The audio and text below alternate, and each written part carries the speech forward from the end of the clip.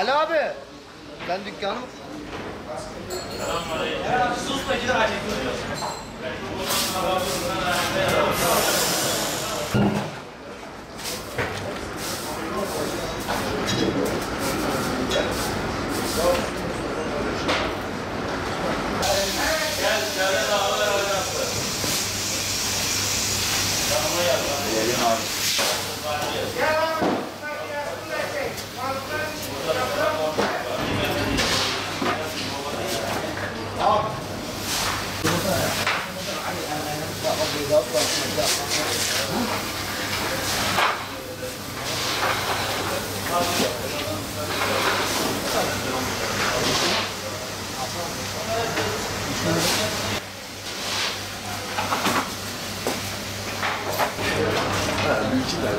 Şuradan yapamaz ama. İki tane hazırlasan yeter abi.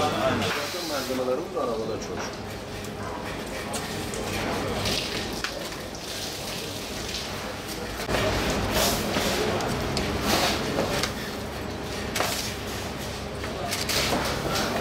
Bir Eylül ile birlikte balık sezonumuz başlamıştı bulunmakta. Gaziantep halkı olarak, balıkçı esnafı olarak pandemi sürecinde mağdur olan vatandaşlarımıza, balığa ulaşamayan vatandaşlarımıza balık ulaştırmaya çalışacağız bu sene. 40 evimize yakın halkımıza balık dağıtımında bulunacağız. İnşallah bu süreçte biz de pandemi sürecinde halkımıza bir nebze olsun destekte bulunmuş olacağız.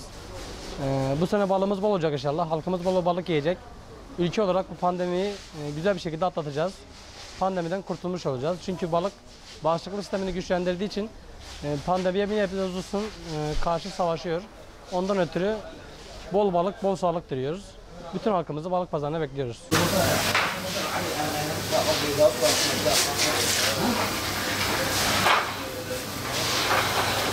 Evet, bira bismillah dedik, başladık sezonumuza. Bira bismillah'tan başladıktan sonra da halkımıza hem hayır olaraktan hem bize hayır olaraktan sezonumuza başladık. Bir de pandemiden dolayı bazı halkımızın gelir düzeyine düştü. Gelir düzeyine düştüğünden dolayı buradaki balık esnafımız olaraktan da biz elimizden geleni yapmaya çalışıyoruz. Muhtaç insanlara yardımcı olmaya çalışıyoruz. Bu sadece bugünlük için değil, sezon boyunca aynı şekilde, aynı titizlikle elimizden geleni yapacağız bu muhtaç insanlara.